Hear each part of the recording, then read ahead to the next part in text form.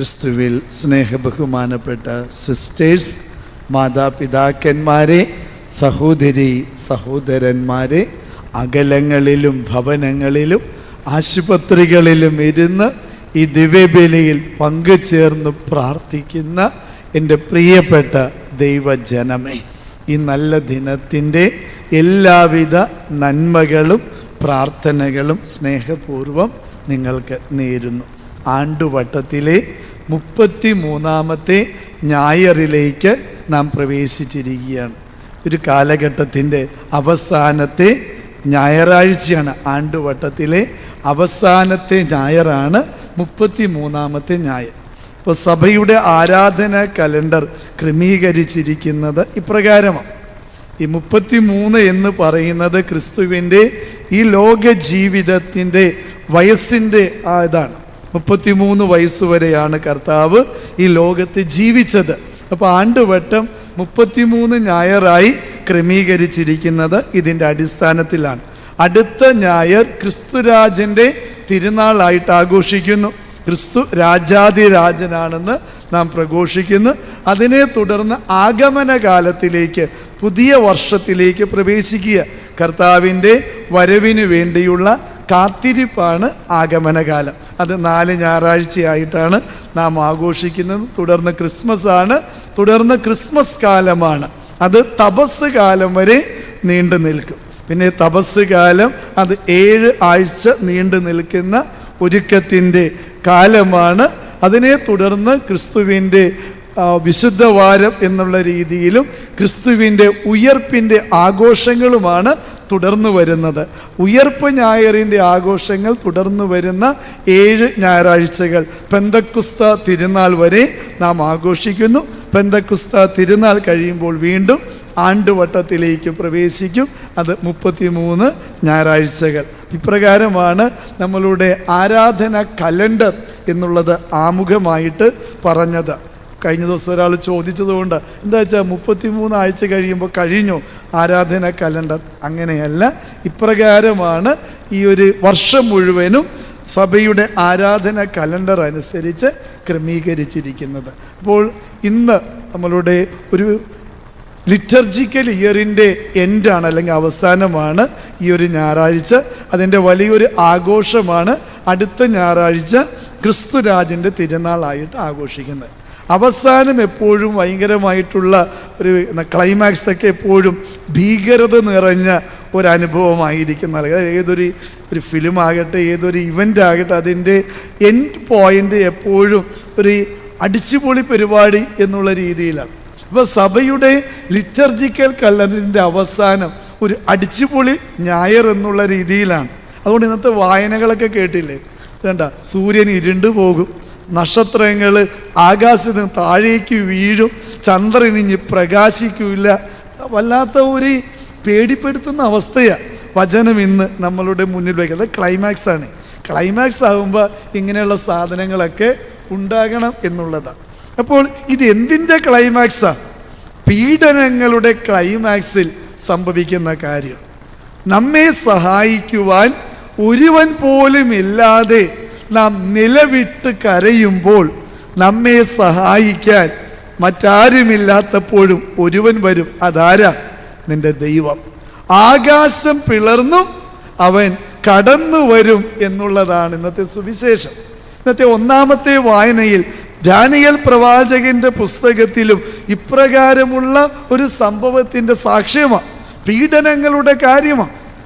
അവിടെ ദാനിയേൽ പ്രവാചകനും അനുചരന്മാരും ഒക്കെ വല്ലാതെ പീഡിപ്പിക്കപ്പെട്ടപ്പോൾ അവർക്ക് വേണ്ടി സ്വർഗത്തിൽ നിന്നും സ്വർഗത്തിൻ്റെ സൈന്യാധിപനായ മിഖായേൽ കടന്നു വന്നു എന്നുള്ളതാണ് 1ാമത്തെ വായനയിൽ നാം ശ്രവിച്ചത്. അപ്പോൾ ഈ വചനം നമ്മോട് പങ്കുവയ്ക്കുന്ന 1ാമത്തെ കാര്യം എന്താ? നിന്റെ ജീവിതത്തിൻ്റെ സങ്കടങ്ങളുടെയും പീഡനങ്ങളുടെയും വേദനകളുടെയും നിമിഷങ്ങളിൽ സഹായത്തിന് ഒരുവൻ പോലും ഇല്ലാതെ നീ ഇങ്ങനെ നിലവിട്ട് കരയുമ്പോഴും നിനക്കാരുമില്ല എന്ന് നീ കരുതരുത്. നിന്റെ നിലവിളികൾക്ക് ഉത്തരം നൽകാൻ നിന്റെ ദൈവമായ കർത്താവ് ആകാശം പിളർന്നും നിന്നെ രക്ഷിക്കുവാൻ കടന്നു വരും എന്നുള്ളതാണ് ഇന്നത്തെ വചനം നൽകുന്ന ഒന്നാമത്തെ കാര്യം. രണ്ടാമതായിട്ട് പറയുന്ന കാര്യം എന്താ? ഈ പ്രകൃതി ശക്തികളൊക്കെ കെട്ടുപോകും എന്നുള്ളതാണ്.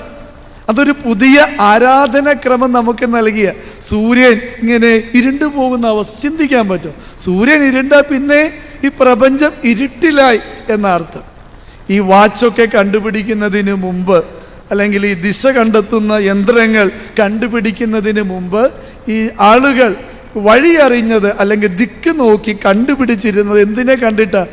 ആകാശത്തുള്ള ഈ പറയുന്ന ഗ്രഹങ്ങളെ, സൂര്യനെയൊക്കെ നോക്കിയിട്ടാണ്. കിഴക്ക് അത് ഉദിക്കും, അസ്തമിക്കും, ഇങ്ങനെയൊക്കെ പടിഞ്ഞാറ് അസ്തമിക്കും. ഈ കാര്യങ്ങളൊക്കെ മനസ്സിലാക്കിക്കൊണ്ടാണ് ദിക്ക് മനുഷ്യർ കണ്ടുപിടിച്ചിരുന്നത്. എവിടെയാണ് കിഴക്ക്, എവിടെയാണ് പടിഞ്ഞാറ്, ഇങ്ങനെയുള്ള കാര്യങ്ങളൊക്കെ മനുഷ്യർ മനസ്സിലാക്കിയിരുന്നത് ഗ്രഹങ്ങളെ നോക്കിയ. നമ്മളുടെ വാച്ചും അതുപോലെ തന്നെ ദിക്കറിയുന്ന യന്ത്രങ്ങളൊക്കെ കണ്ടുപിടിക്കുന്നതിന് മുമ്പ്. അപ്പോൾ ഈ ഒരു വചനത്തിൽ കർത്താവ് നമ്മോട് പറയുന്ന എന്താ? ഇനി നീ നിന്റെ ജീവിതത്തിൻ്റെ ദിക്ക് നോക്കേണ്ടത് ആകാശ ശക്തികളെ അല്ല, മറിച്ച് ആരെയാ? നിന്റെ ദൈവമാണ് നിന്റെ ജീവിതത്തിൻ്റെ നിയന്ത്രണം. നീ നിന്റെ ദൈവത്തെ നോക്കിയാ നടക്കേണ്ടേ. ആകാശത്തെ നക്ഷത്രങ്ങൾ ഭൂമിയിലേക്ക് നിപതിക്കും എന്ന് പറയുമ്പോൾ നക്ഷത്രത്തിൻ്റെ ഉദ്ദേശം എന്താ? ഇങ്ങനെ പ്രകാശം നൽകുക എന്നുള്ളതാ. ഒന്നാമത്തെ വായനയിൽ പറയുന്നുണ്ട്, നന്മയോടുകൂടെ നീതിനിഷ്ഠയോടുകൂടെ ജീവിക്കുന്നവർ നക്ഷത്രങ്ങളെ പോലെ തിളങ്ങും. അതിൻ്റെ അർത്ഥം എന്താ? ആകാശത്തുള്ള നക്ഷത്രങ്ങളുടെ തെളിച്ചമല്ല, ഭൂമിയിലുള്ള നിന്റെ ജീവിതത്തിൻ്റെ തെളിച്ചം അത് നക്ഷത്രങ്ങളെ പോലെ പ്രകാശപൂരിതമായിരിക്കും എന്നുള്ളത്. അപ്പോൾ ആകാശത്തിലെ നക്ഷത്രങ്ങൾ ഭൂമിയിലേക്ക് വീഴുന്നത് എന്തിനാ? നമ്മെ കത്തിച്ച് കളയാനല്ല, മറിച്ച് നമ്മെ ഓരോരുത്തരെയും നക്ഷത്രങ്ങളാക്കി പ്രഭയുള്ള കിരണങ്ങളാക്കി മാറ്റാൻ വേണ്ടിയാ ഈ വചനം നമ്മോട് പറയാം. അപ്പോൾ അതുകൊണ്ട് എൻ്റെ പ്രിയപ്പെട്ടവരെ, ഇത് പേടിപ്പെടുത്തുന്ന ഒരു വചനമല്ല, മറിച്ച് കരുത്ത് നൽകുന്ന ഒരു വചനമാണ്.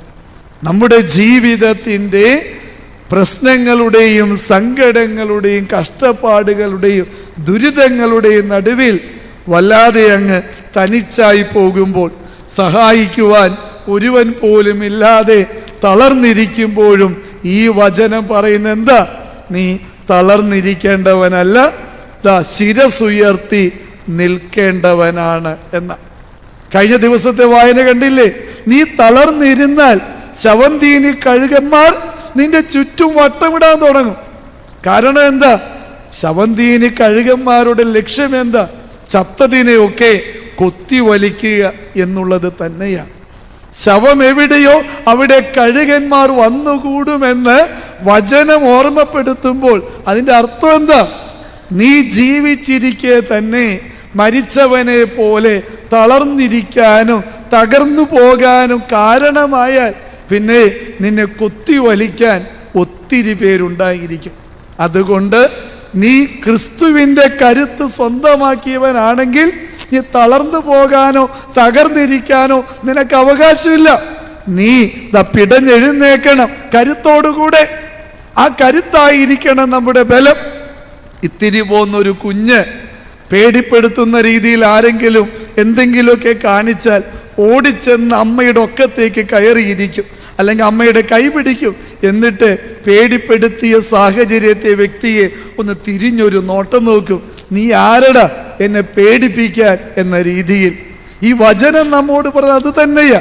നീ നിന്റെ ജീവിതത്തിൻ്റെ പീഡനങ്ങളുടെയും വേദനകളുടെയും നേരങ്ങളിൽ ചെയ്യേണ്ടത് എന്താ?